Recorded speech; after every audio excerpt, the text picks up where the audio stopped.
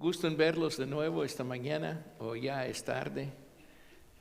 Vamos a seguir en nuestro estudio en el libro de Lucas y vamos a continuar con hoy estudiar dos ejemplos de la economía del reino de Dios. Hay una economía en cada país y también hay una economía en el país de Dios.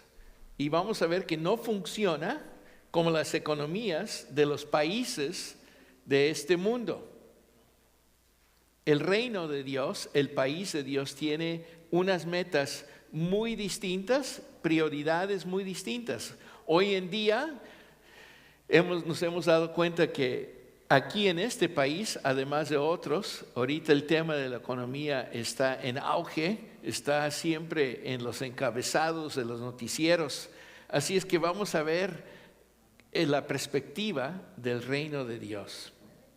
Entonces, vamos a empezar con un encuentro. El encuentro es con Zaqueo y el efecto del arrepentimiento en la economía del reino de Dios. Así es que leamos en Lucas 19, del 1 al 4. Jesús llegó a Jericó y comenzó a cruzar la ciudad. Resulta que había ahí un hombre llamado Zaqueo, jefe de los recaudadores de impuestos, que era muy rico. Estaba tratando de ver quién era Jesús, pero la multitud se lo impedía, pues era de baja estatura. Por eso se adelantó corriendo y se subió a un árbol sicómoro para poder verlo, ya que Jesús iba a pasar por ahí. Y vemos aquí que Cristo, cuando está llegando a Jericó, tuvo un encuentro con este señor Zaqueo, y nos escribe aquí Lucas que él era jefe de los recaudadores de impuestos. Obviamente una persona con mucho dinero. Y quería ver a Jesús, pero no podía verlo, porque era muy, como se dice en México, chaparrito. Era de baja estatura. Se subió sobre el árbol, que es un árbol típico en el Medio Oriente que tiene ramas amplias. Y ahí pudo él al fin verlo mejor. Y en el versículo 5 al 7, llegando al lugar, Jesús miró hacia arriba y le dijo: Zaqueo, baja enseguida. Tengo que quedarme hoy en tu casa. Así que se apresuró a bajar y muy contento recibió a Jesús en su casa. Al ver esto, todos empezaron a murmurar: ha ido a hospedarse con un pecador. Entonces Cristo lo vio y tomó la iniciativa de invitarse a su casa. Y esto no era algo común. La gente de la ciudad estaba indignada, ya que los recaudadores de los impuestos lo consideraban hombres corruptos y eran muy despreciados. ¿Por qué? Porque tomaban dinero más de lo requerido para pagar los impuestos. Y ese dinero extra era para ellos mismos. Y gran parte de los impuestos era para apoyar el gobierno del Imperio Romano, que el pueblo no apreciaba. ¿Verdad? En estos días había el mismo tipo de corrupción que vemos en nuestros países. Tomaban los gobernantes un poco de la tesorería para sus propias cuentas de ahorro. Entonces no era apreciado. Pero Zaqueo había escuchado el mensaje de Cristo. Y para él fue un gran honor tenerlo en visita en su casa. Por eso él está ejerciendo esa palabra mágica que les enseñé ya varias veces, filoxenía en griego, es filoxenía, que significa amor por el extraño. Y esa es la hospitalidad. Y es que en el Medio Oriente, en las zonas mediterráneas orientales, como Grecia, Turquía, los países árabes, Israel, la hospitalidad es algo especial. No nomás es invitar a alguien a unos taquitos, o a unas pupusas muy sabrosas, ¿verdad? Con repollo y una salsita roja. Dice, ay hermano, tiene hambre, ¿verdad? Sí, tengo hambre. Pero es más que solo invitar a alguien a comer o tomarse un buen refresco, sino es abrir el hogar, el corazón, la protección de uno. Por eso cuando todavía se ve esto en los hogares judíos o en los hogares árabes, no nomás te sirven, te tratan bien, te aman, se preocupan por tu bienestar. Especialmente si te quedas en la noche. Te preparan un buen cuarto, siempre le están atendiendo a uno. Esa es la hospitalidad del Medio Oriente, y cuando vemos esa palabra en la Biblia, sea en el Antiguo o Nuevo Testamento, hay que tomar en cuenta la perspectiva original, que es un derroche de atención. Filoxenía, hospitalidad. Entonces, por eso la gente comenzó a enojarse. Oye, ¿cómo es posible que a Cristo le van a dar mucha atención en la casa de un pecador? Si Él habla de justicia, de hacer el bien, ¿cómo es posible que Él se va a juntar con alguien que hace a propósito la maldad? Por eso Él es rico. Cristo va a disfrutar los bienes de Zaqueo, no porque Él los ganó, fue buen comerciante, buen hombre de negocios, un buen profesionista. No, es que es un ratero. Él está robándose todos los bienes de nosotros. Esto no es bueno. Algo le pasa a Cristo. Pero vemos en los versículos 8 y 10 cómo Zaqueo responde a esta crítica. Pero Zaqueo dijo resueltamente: mira, Señor, ahora mismo voy a dar a los pobres la mitad de mis bienes. Y si en algo he defraudado a alguien, le devolveré 4 veces la cantidad que sea. Hoy ha llegado la salvación a esta casa, le dijo Jesús, ya que este también es hijo de Abraham. Porque el Hijo del Hombre vino a buscar y a salvar lo que se había perdido. Y vemos que obviamente Zaqueo notó esa murmuración, pero él quería mostrar no solamente a Cristo, pero a los demás, cómo él había aceptado el mensaje de Cristo.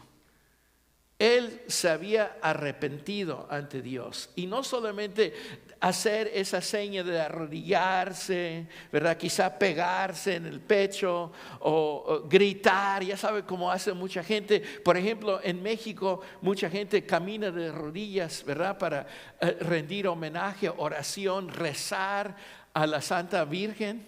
Caminan por kilómetros, ¿verdad? Cuando se levantan, sus rodillas están todas ya rasguñadas, rotas, están sangreando. Esto no es muestra de arrepentimiento, porque todo eso es un acto físico. Mira lo que hace Zaqueo para mostrar que él había cambiado. En primer lugar, él promete distribuir la mitad de sus posesiones a los pobres. La mitad. Ahora, en esos tiempos no había ayuda del gobierno para personas indigentes. Entonces esto es un acto significativo, revolucionario, social y también político. Porque él está haciendo el papel que le corresponde al rey. Y él dice: yo voy a apoyar los que no tienen suficiente para vivir. Voy a dar hasta qué 50% de todo lo que yo tengo. Lo voy a regresar, lo voy a dar al pueblo.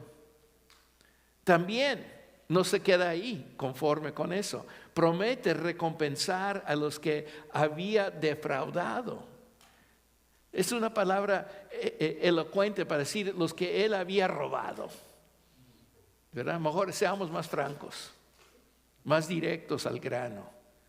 Si yo te robé, te voy a recompensar. No solo voy a devolver tu dinero, sino por tu molestia y tu sufrimiento, porque te robé, te engañé, te voy a devolver 4 veces lo que yo te quité.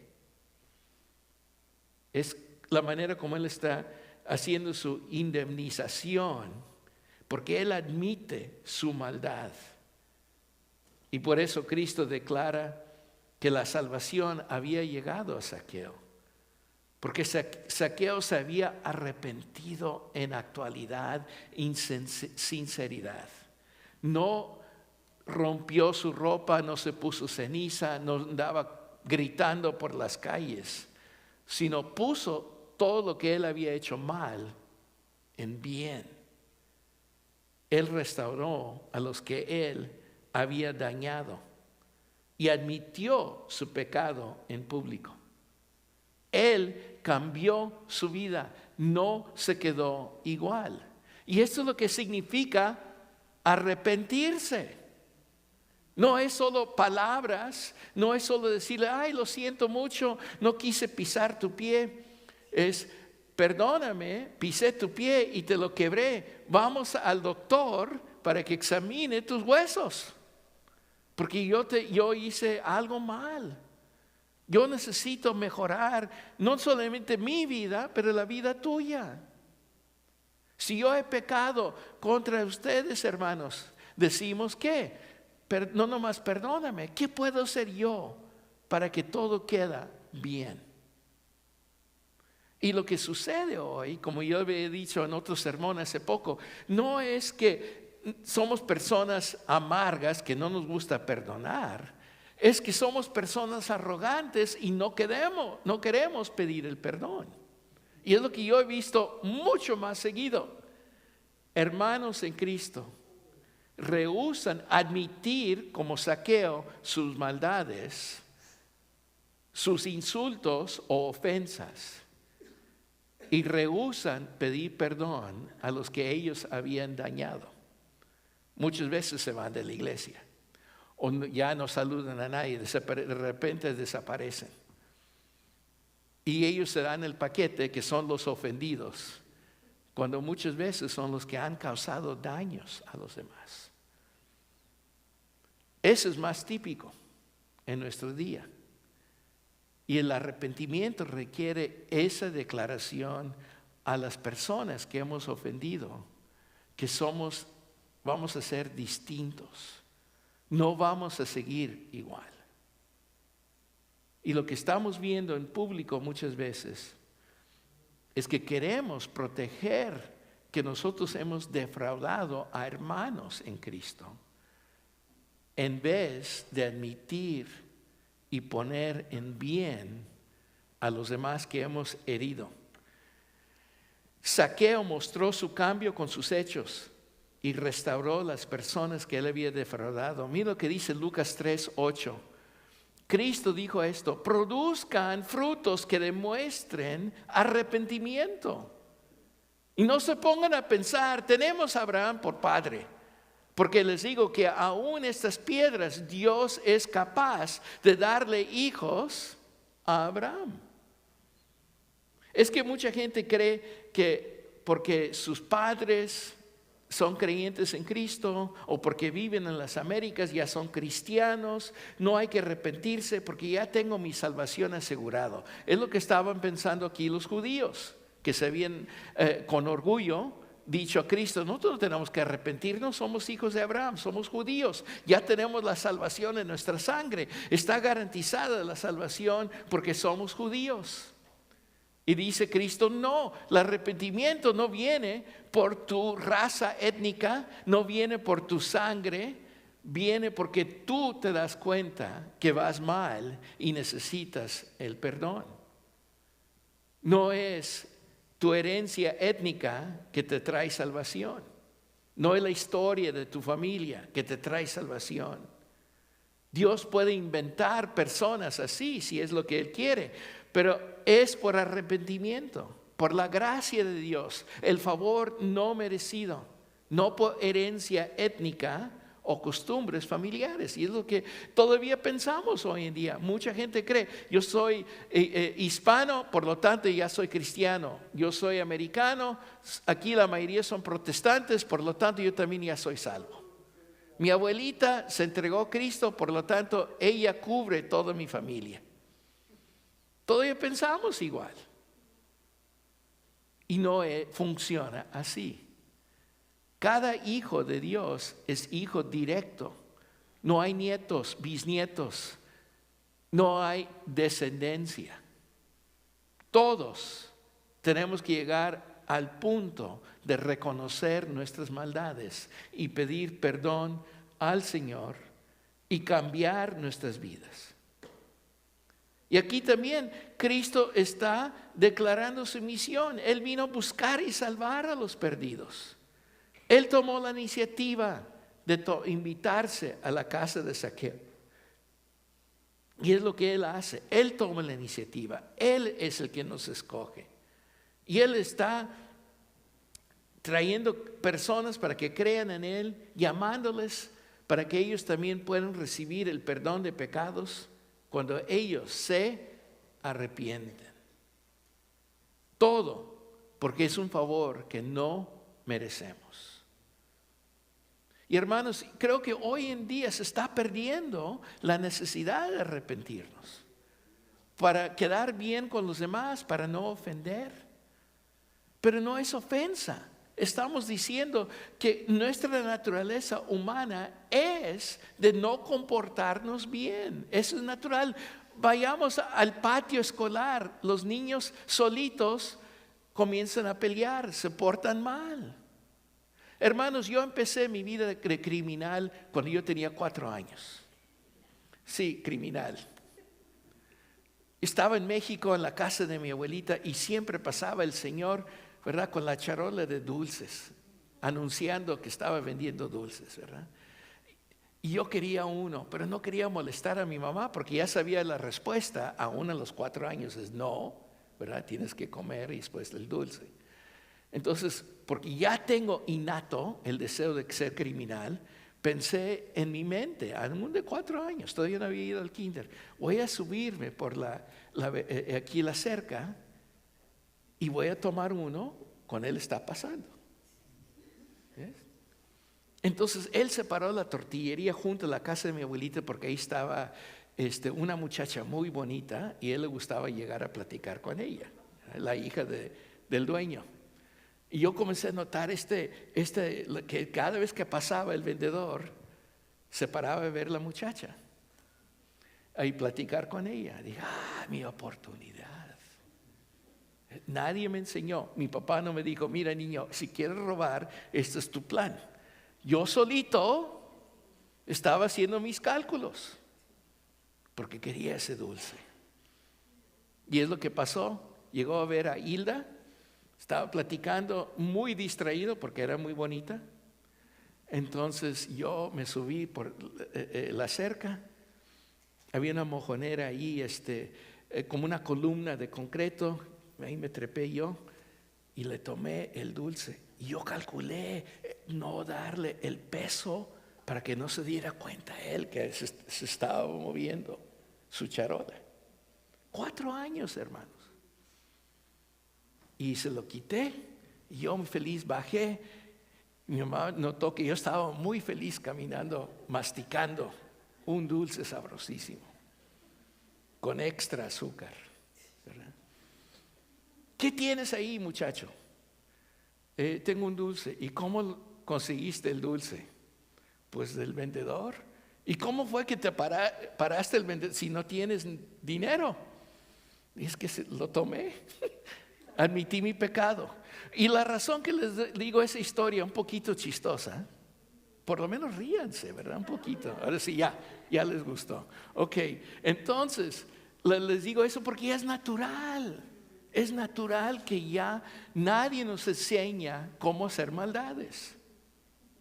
Y por eso es un requisito pedir perdón al Señor, arrepentirnos y prometer no volver a hacerlo. Y lo que me dijo mi mamá, no me gustó, pero tenía que, ¿verdad? Si no, el zapato, la chancla, era mi destino. Entonces, hermanos, aquí está sucediendo lo mismo, porque el ser humano no cambia. Aunque la historia de Zaqueo sucedió hace más de 2000 años, nosotros los seres humanos somos iguales, no importa en qué continente vivamos, qué idioma estamos hablando, no importa nuestra herencia étnica, todos tenemos que arrepentirnos. Todos tenemos que llegar a un punto de entender que no podemos seguir iguales y cambiar nuestras vidas. Ahora, Cristo siguió enseñando sobre el tema de la economía del reino de Dios con esta otra parábola. En la economía de Dios es restaurar los que hemos defraudado. Ahora sigamos con otra lección, Lucas 19:11. Como la gente lo escuchaba, pasó a contarles una parábola porque estaba cerca de Jerusalén y la gente pensaba que el reino de Dios iba a manifestarse a cualquier momento. Y es que muchos estaban pensando que el reino de Dios era un gobierno político aquí en la tierra. No habían entendido lo que Cristo les había explicado sobre el reino de Dios. Hoy es un día semejante. Mucha gente, especialmente en este país, quieren imponer un reino físico de Dios. Y esto no es bíblico, ya que Cristo es el que va a iniciar su reino y Él es el que va a imponer su gobierno sobre la tierra. No los seres humanos, no creyentes en Cristo. No somos el ejército de Dios para imponer un gobierno. Somos el ejército para traer almas a Él. Pero no nos corresponde imponer un gobierno. Al contrario, nos corresponde a mostrar a los demás qué es arrepentirse. Porque ese es nuestro mensaje crítico de reconocer que tenemos necesidad de un Salvador y que nosotros no nos podemos rescatar. Necesitamos a alguien mayor que nosotros, que nos avienta la cuerda, que nos ayuda a que nosotros nos subamos a su salvación. Y luego, ¿qué significa? ¿Qué cambio hay? Hoy en día, esto es difícil para muchos aceptar, así como fue en el día de Cristo.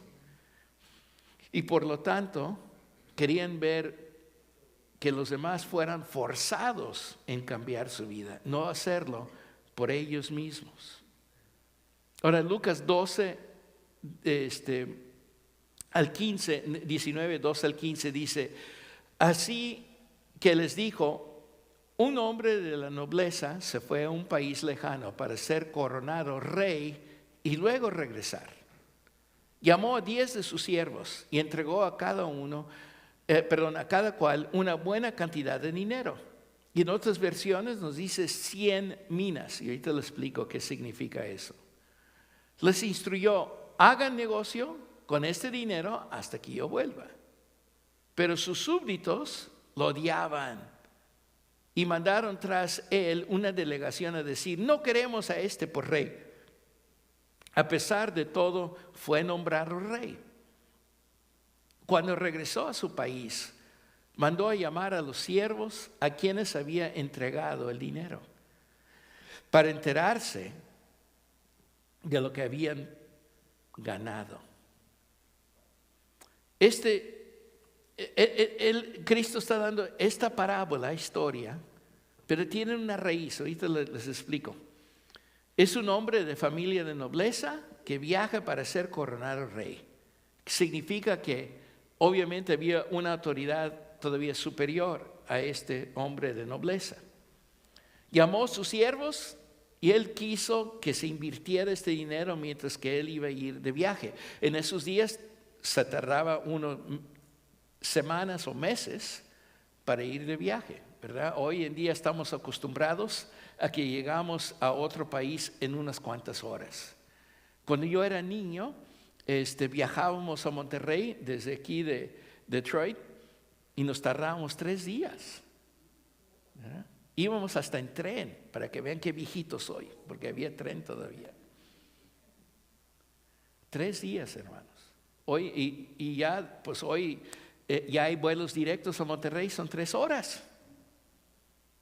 ¿Verdad? Comunicamos por WhatsApp en segundos. Ya hasta podemos ver la cara y asustarnos. Pero en estos días se tardaban tiempo. Entonces, ¿qué iba a hacer con ese tiempo? Pues yo no quiero que mi dinero esté ahí sentadito. Hay que hacer algo. Voy a poner a estos hombres a trabajar para que ellos puedan rendir el dinero que yo quiero que tener cuando yo regrese. Entonces, hay una cantidad ahí que dice que son 10 minas. 10 minas, que significan un día de trabajo, es un mina. Entonces, era equivalente a 100 dracmas griegos o denarios romanos. Era un día de sueldo, entonces eran como 100 días de sueldo. Pero había muchos que no querían a este rey y protestaron contra él. Y aunque fue rechazado, de todos modos lo coronaron.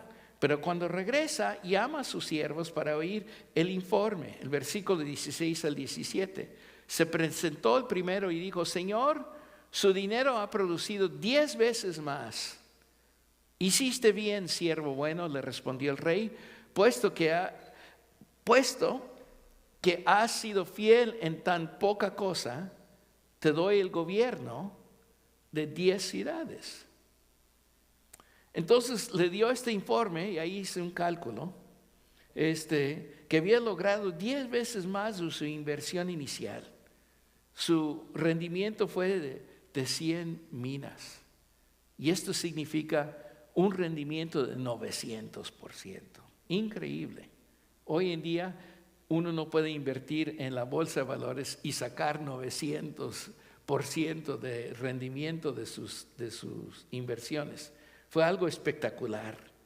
Así es que el rey admira su fidelidad con esta tarea y se da cuenta, como Cristo ha dicho, si alguien ha sido fiel con poco, puede ser fiel con aún más, que es una buena prueba si ustedes son jefes para examinar a un trabajador.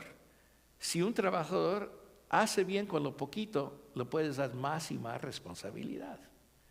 Y así debe de funcionar una empresa, una escuela o una organización. Cristo, sigue la historia. En versículos 18 y 19 se presentó el segundo y dijo: Señor, su dinero ha producido 5 veces más. El rey le respondió: a ti te pongo sobre 5 ciudades. Le dio un rendimiento de 50 minas, que es un 400%. También otro rendimiento fabuloso. Y el rey reconoce su fidelidad y también le da mayor responsabilidad. Versículos 20 y 21. Llegó otro siervo y dijo: Señor, aquí tengo su dinero, lo he tenido guardado, envuelto en un pañuelo. Es que le tenía miedo a usted, que es un hombre muy exigente. Toma lo que no depositó y cosecha lo que no sembró. Entonces este siervo le da miedo y dice: yo no hice nada. Hasta lo puso ¿dónde? En un pañuelo, que es un sitio de gran seguridad. No, ni siquiera lo protegió. No le dijo: oye, lo enterré, busqué una caja fuerte, puse soldados. No, aquí lo puse en mi pañuelo. Aquí feliz caminando por las calles, alguien me puede robar, no voy a hacer nada. Sigue la conversación, versículos 22 al 23. El rey le contestó: siervo malo, con tus propias palabras te voy a juzgar. Así que, ¿sabías que soy muy exigente? ¿Que tomo lo que no deposité y cosecho lo que no sembré? Entonces, ¿por qué no pusiste mi dinero en el banco para que al regresar pudiera reclamar los intereses? Interesante, porque él no quiso invertirlo, hizo nada. Y dice aquí el rey que si aún lo hubieras puesto en el banco, hoy en día el banco casi da nada de rendimiento. Entonces yo fui muy generoso y pensé 1%, y una cuenta bancaria de cheques o de ahorros paga menos que 1%. Entonces dije, bueno, 1%, vamos a decir que este banco es generoso.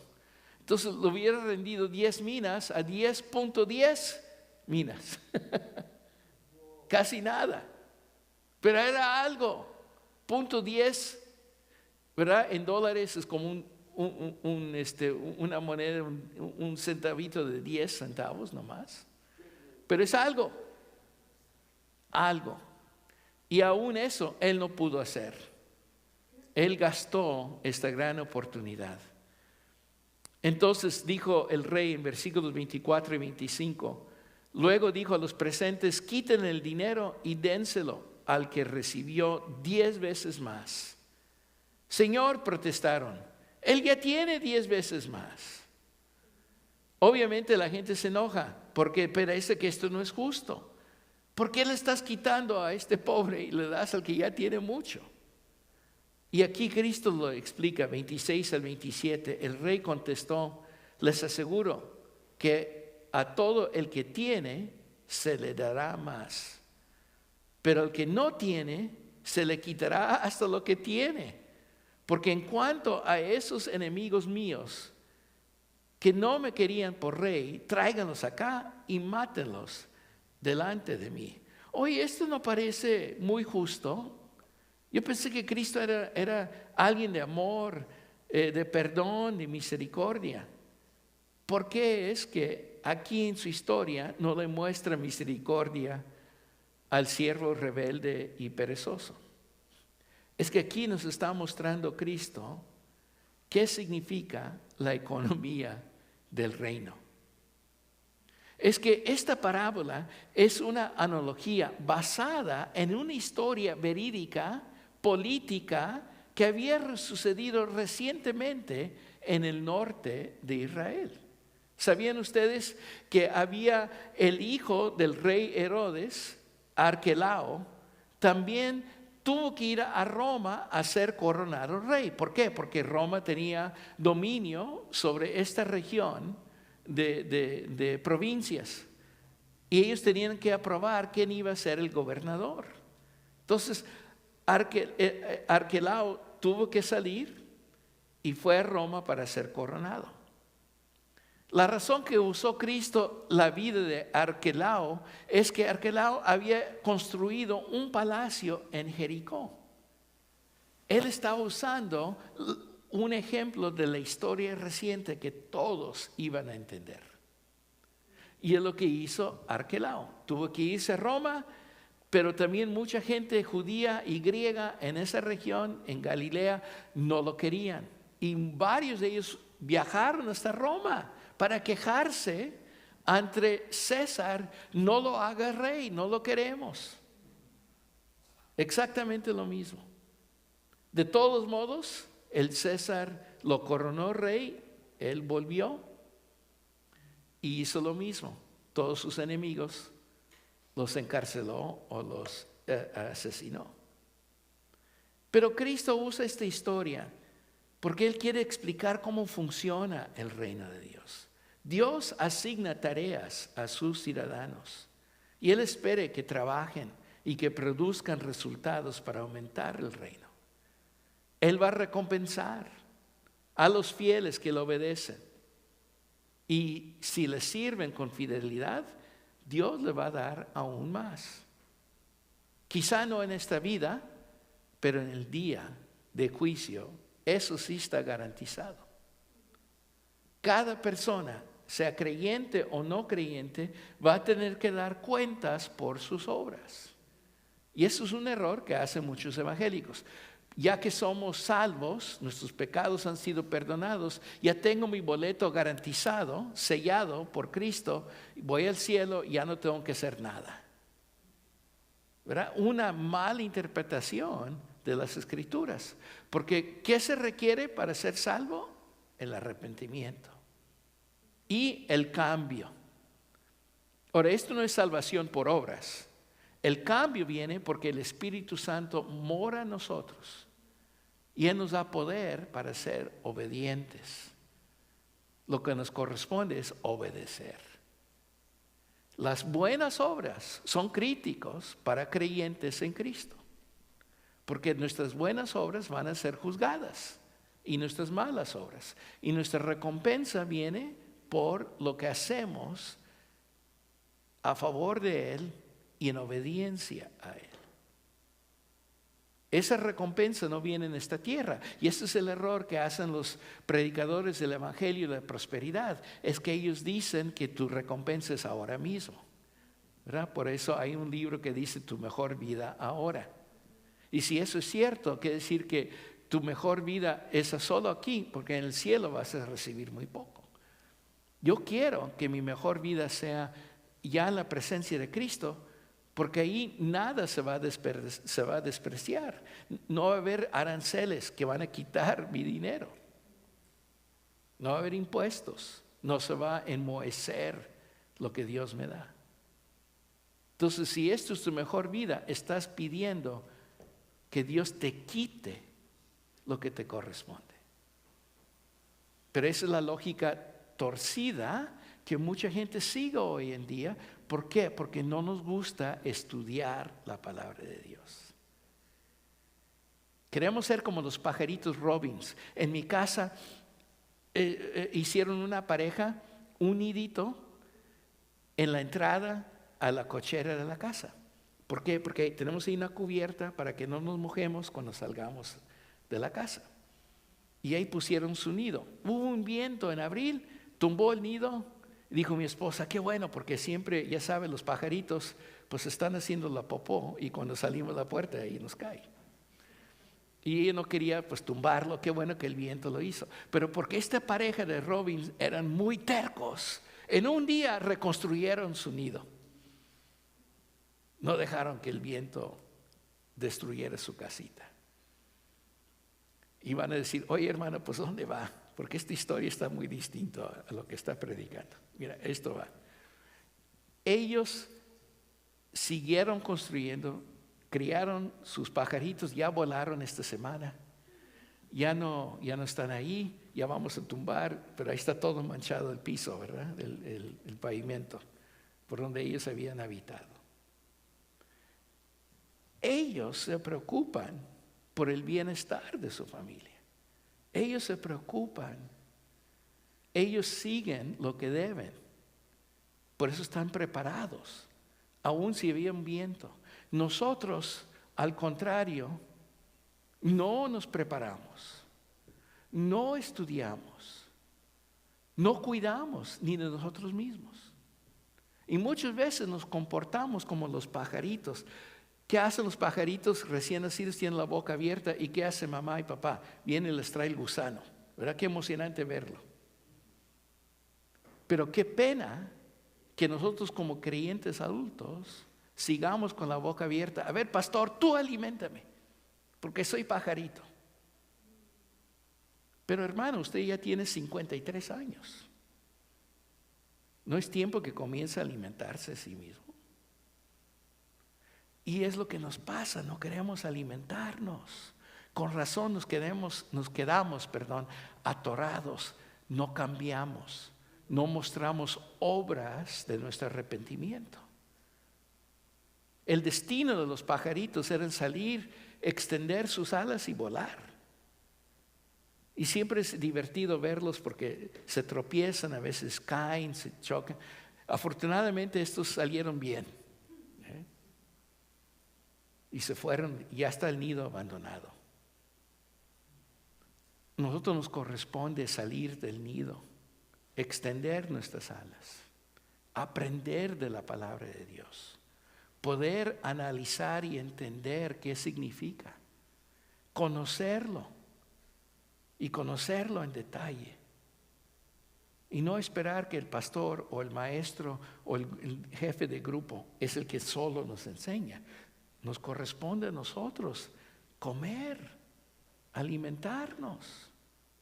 Es gracioso una madre usar la cucharita y ahí está el puré y alimentar al niñito de 1 año, ¿verdad? Qué bonito, hasta hacemos, que mira, es un avión, mira, es un barquito. Imagínate haciéndolo con tu hijo de 20 años. No, qué penoso. Por eso nos corresponde usar lo que Dios nos ha dado, invertirlo, crecer, avanzar y rendir a Dios mucho más de lo que Él puso en nosotros. Por eso Él juzga severamente los que rechazan a Él, los que se ponen en rebelión contra Él. En esta tierra muestra su misericordia y hasta da toda una vida para que alguien se arrepiente. Y Él reserva el castigo final hasta el día final. Mientras tanto, tenemos mucha oportunidad de cambiar nuestra vida, de ser distintos, de caminar en otra dirección y rendir mucho más a Dios lo que Él nos ha dado. Él espera, especialmente de su pueblo, que nosotros usemos todos los talentos, los dones espirituales que Él nos da. Y es para afectar a los demás. No es para que engordemos. Es para que otros también puedan alimentarse. Es para que otros pajaritos nazcan y puedan sacar sus alas de sus nidos y también volar y alimentar a otros. No es estar limitados a nuestro mundo pequeño, a mi mecedora y mis telenovelas. Es más allá de eso.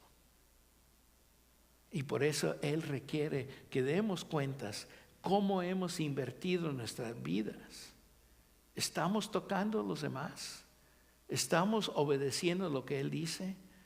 ¿Estamos poniendo en práctica lo que Él exige de su pueblo?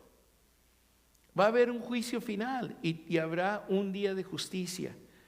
Y aunque Cristo se fue de esta tierra, Él va a volver y va a juzgar a todos por lo que han hecho. Miren lo que dice Apocalipsis 22:12. Estas son las palabras de Cristo. Miren que vengo pronto, traigo conmigo mi recompensa y le pagaré a cada uno según lo que haya hecho. Así es que las buenas obras son críticas. Y como iglesia tenemos que anunciar el evangelio no solo con nuestras palabras, pero también con nuestros hechos. Y la comunidad no se va a acercar a nosotros por invitarlos solo un domingo. Ellos se van a acercar viendo que estamos haciendo obras porque nos hemos arrepentido y hemos cambiado nuestra manera de ser. Hermanos, ustedes tienen una oportunidad espectacular en Ann Arbor, una ciudad de fama mundial, aunque solo tiene aquí 100,000 habitantes, aunque el condado solo tiene como unos 250,000, tiene fama mundial.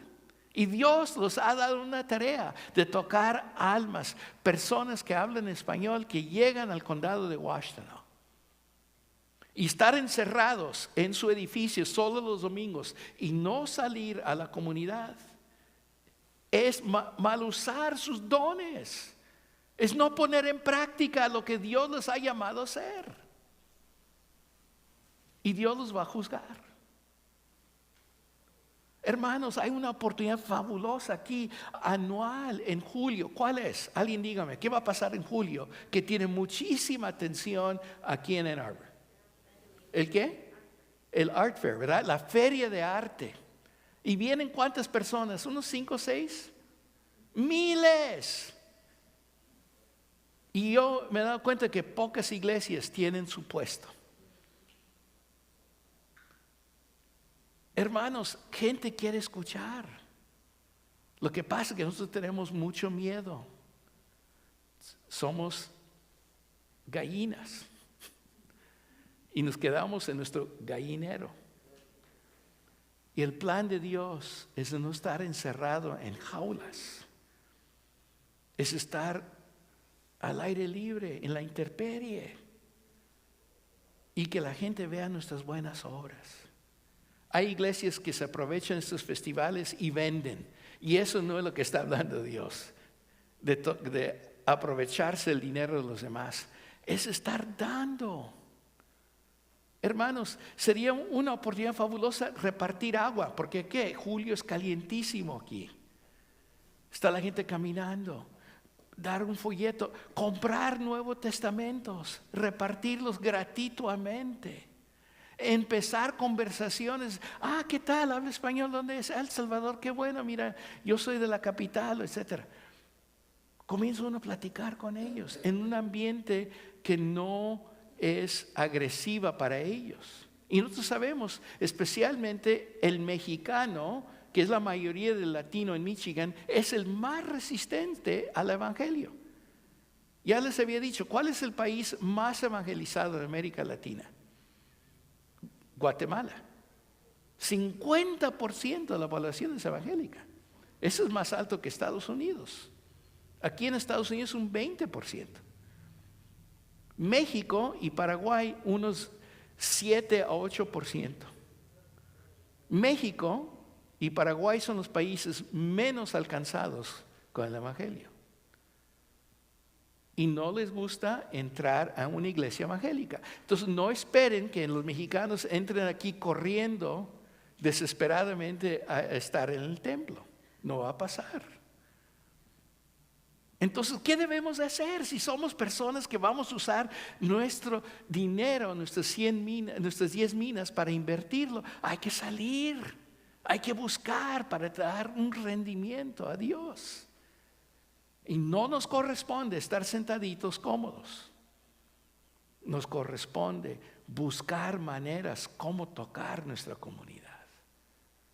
Hay crisis en la inmigración. Qué bonito sería. Queremos orar. Quizá no necesitan ayuda médica. Bueno, nosotros conocemos doctores que pueden darles precios más reducidos porque no tienen ustedes seguro. Yo puedo traducir. Necesita ir con el doctor o con el maestro. Necesitan ropa, necesitan alimentos. Perdieron su empleo. Aquí tenemos. ¿Sabes lo que hacía yo en mi iglesia? Perdón, me estoy desviando un poquito. En vez de tener un gabinete con latas para gente con necesidad, recaudamos fondos y dimos tarjetas de Walmart o de Meijer para que la gente pudiera comprar, no latas ya vencidas de comida que no les gusta. 2, podían comer carne, podían comprar leche, pañales, cosas que realmente necesitaban. No el arroz viejo de hace un mes o 10 meses. Eso no es servir gente. Servir gente es darle lo que necesitan. Y eso, hermano, es la economía del reino de Dios. No es de solo satisfacer una necesidad, hacernos sentir, yo ayudé a los pobres, sino que de ayudarlos en lo que en realidad necesitan, de ser útiles para ellos. Y eso son obras buenas, no porque estamos ganando nuestra salvación, es porque estamos obediendo al que se bajó de la cruz. Es que estamos poniendo en práctica lo que nuestro arrepentimiento nos requiere hacer. Y Él nos va a recompensar. Quizá no en esta tierra, en esta vida, pero sí, Él está observando y Él quiere utilizarnos para tocar vidas. Entonces el arrepentimiento de nuestros pecados requiere que no seamos como antes éramos. Tenemos que cambiar de actitudes, de vivir en justicia y no pecado, de hacer obras buenas, no porque nos salvan, sino porque somos obedientes a Dios. Es de salir de nuestros nidos, es extender nuestras alas para buscar, como Él dijo, yo vine a buscar a los perdidos. Eso también es nuestra tarea. La economía del reino de Dios requiere que invirtamos nuestros talentos y esfuerzos para aumentar el reino. Dios espera que apliquemos lo que Él nos ha dado, no para guardarlo en un pañuelo, sino que tenga un rendimiento y un rendimiento fabuloso. Y Él quiere que afectemos el ambiente donde vivimos. Él no quiere que nos escondemos. Él quiere que trabajemos. Los que se van a oponer a Él y no lo obedecen, ellos también van a tener que dar cuentas por su resistencia y falta de cambios en sus vidas. Habrá consecuencias para ellos, pero también habrá consecuencias para los creyentes que prefieren poner sus minas en un pañuelo. Por lo tanto, demos gracias a Dios porque Él nos buscó. Él dejó su trono en el cielo y buscó a los perdidos para salvarlos de sus maldades. Porque Él ya sabe que desde niño hacemos maquinaciones para aprovecharnos de los demás. No necesitamos una lección para que alguien nos enseñe a mentir, manipular o robar. Nadie nos tiene que dar una clase porque ya es innato. Y por eso necesitamos un Salvador. Porque no nos podemos salvar a nosotros mismos.